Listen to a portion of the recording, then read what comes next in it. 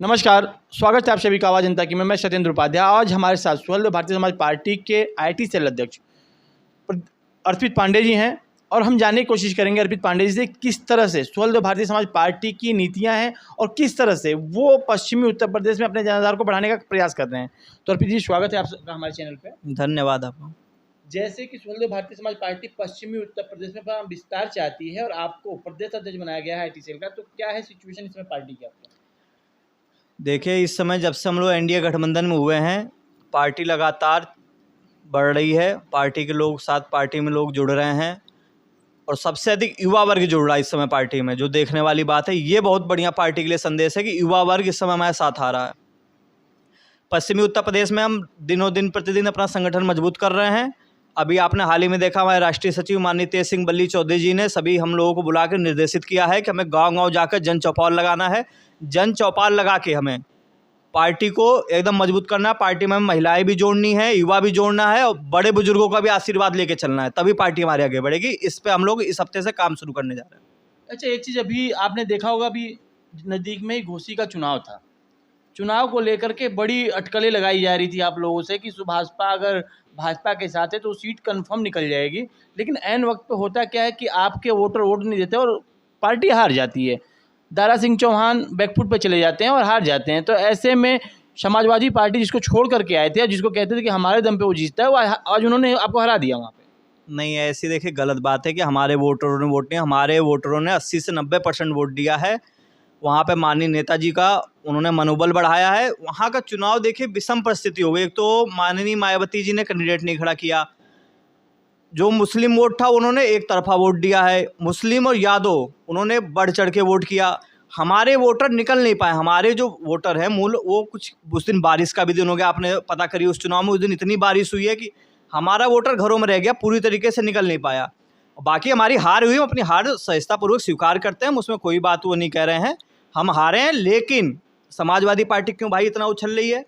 Seat तो उन्हीं की थी, हमारी सीट तो थी नहीं कि जो हम अपनी सीट हारे। ये सीट उन्हीं की थी। समाजवादी पार्टी पिछली बार भी वहाँ जीती हुई थी, तो भाई उन्होंने तो अपनी सीट बचाई है। उन्होंने कौन सा हमें हरा दिया जो इतनी 3-5 उछलना है? इनका उछलना 24 में ये दुबकेंगे नहीं। सफाई में भी इन्हें हराएंगे, घर में घुस के हरा के आएंगे। अब देखो, सैफई की बात आई, आपके नेताजी भी सैफई भेज रहे थे। आज वही लोग पूछ रहे हैं कि क्या नेताजी पहले तो योगी जी को मठ में भेज रहे थे, आज उनको सैफई भेज रहे हैं, लेकिन अपने आप कहाँ चले गए चुनाव के बाद? कहाँ चुनाव? हम तो सहजतापूर्वक अपनी हार स्वीकार कर रहे हैं। अरे हम बयानबाजी इस नहीं चुनाव आ रही में आपको? हारे हैं, क्यों नहीं बयान में? हम बिल्कुल कह रहे हैं, डंके की चोट पे कह रहे हैं, अखिलेश यादव जी को सफाई भेज देंगे। और माननीय आदरणीय प्रधानमंत्री नरेंद्र मोदी जी प्रचंड बहुमत के साथ तीसरी बार प्रधानमंत्री बनने जा रहे हैं।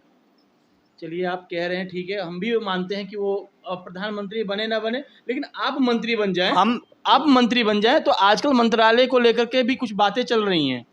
क्या चल रही मंत्रालय को? अरे, हमें तो लगता है कि आपने सपने बड़े सजोए थे, वो सपने फेल होते नजर आ रहे हैं। सफाई वाले रोक लेंगे क्या मंत्री बनने से? इसी महीने शपथ होगा, देखते रहिए। अपना कलेजा थाम के बैठे हैं सपा वाले, कहीं हार्ट अटैक ना आ जाए। ऐसा मंत्रालय लेके आएंगे माननीय नेताजी। कौन रोक देगा? भाजपा के मालिक सपा वाले हैं। आदरणीय जेपी नड्डा जी मालिक है, आदरणीय मोदी जी मालिक है, आदरणीय अमित शाह जी मालिक हैं। हम भी मंत्री बनेंगे, आदरणीय दारा सिंह चौहान जी भी मंत्री बनेंगे, कोई ना रोक पाएगा। लेकिन एक चीज़ तो है, पूर्वांचल की जिन वोटों पे आप लोग राजनीति करते हो, आखिर आज पूर्वांचल में सपा का जीत जाना कहीं ना कहीं भारतीय जनता पार्टी की 2024 की जो रणनीतियां हैं उस पर प्रभाव नहीं पड़ता? देखिए, ये चुनाव थोड़ा विषम परिस्थिति हो गया। यहाँ स्थानीय बनाम बाहरी मुद्दा चल गया। हम लोग गांव-गांव तक जाके समझाने का बहुत प्रयास किया। हमारे नेता माननीय देखे होगा आपने, सब लोग लगे हुए थे, 18-18 घंटे हम लोगों ने मेहनत की, लेकिन कुछ रह गई। उसकी हार की समीक्षा हम लोग करने वाले हैं। माननीय नेताजी जल्दी बैठक बुलाने वाले हैं, कार्यकर्ताओं की हार की समीक्षा होगी और 2024 में वही घोसी जो लोकसभा बनेगा, हम लोग जीत के दिखाएंगे आपको। अर्पित जी, एक चीज़ और जानना चाहूँगा मैं, क्योंकि देखिए आज तेज तर्रार वक्ता हैं, आईटी सेल आप देखते हैं, तो आप लोग जो जोड़ रहे हैं वो किस कंडीशन में है? क्या लगता है कि स्वतंत्र भारतीय समाज पार्टी पश्चिमी उत्तर प्रदेश में अपना जनाधार पा पाएगी?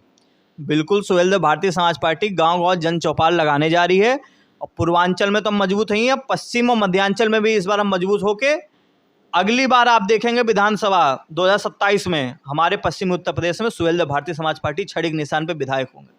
अर्पित जी, 3 सवाल, मैं बहुत ज़्यादा उसमें वो नहीं चाहूँगा, केवल यस और नो में जवाब देना है। 2024 की जो चुनाव होगा उसमें एनडीए बाई इंडिया की बात अगर करें तो क्या एनडीए जो है इंडिया पे हावी हो पाएगा? एनडीए ही हावी रह गए, इंडिया तो कहीं रहेगा ही नहीं। क्या बात है, नेताओं का काम बोलना होता है। हम यस नो पूछ रहे हैं, आप फिर भी बोले जा रहे हैं। चलिए कोई बात नहीं। दूसरा क्वेश्चन, 2024 में जो मोदी जी हैं, क्या अपनी जो सशर्ते मतलब रणनीति बना करके प्रधानमंत्री फिर बन पाएंगे? प्रचंड बहुमत के साथ बनने जा रहे हैं। अच्छा, एक चीज़ और, योगी और मोदी में अच्छा कौन? हमारे लिए तो दोनों ही बढ़िया हैं, लेकिन सबसे बढ़िया हमारे ओम प्रकाश राजभर जी हमारे लिए। उनका तो नाम ही नहीं है ना, योगी और मोदी में से। हमारे लिए मेरे भगवान है माननीय श्री ओम प्रकाश राजभर जी, उनके बाद हम किसी को मानेंगे, चाहे वो आदरणीय मोदी जी हो चाहे योगी जी हो। मेरे लिए ओम प्रकाश राजभर जी हैं। देखा आपने, ये अर्पित पांडे जी थे, शुहलदेव भारतीय समाज पार्टी के आईटी सेल के प्रदेश अध्यक्ष हैं पश्चिमी उत्तर प्रदेश। इन्होंने बड़ी बेबाक से सभी सवालों का जवाब दिया, लेकिन फिर भी मैं एक चीज़ जरूर कहूँगा कि ये जो निर्णायक भूमिका होती है वो जनता की होती है। क्योंकि अभी आपने देखा होगा, अभी घोसी के चुनाव में भी देखा, लोग अटकलें लगाते रहे कि भाजपा जीतेगी, सपा जीतेगी, लेकिन जनता ने किसको वोट किया और जिसको जिताया वो आज आपको दिख रहा होगा। जनता जो है वही निर्णायक भूमिका में होती है और जनता ही वोट करती है। देखने लायक होगा 2024 में जनता किसको वोट करती है। आवाज जनता से, सत्येंद्र उपाध्याय।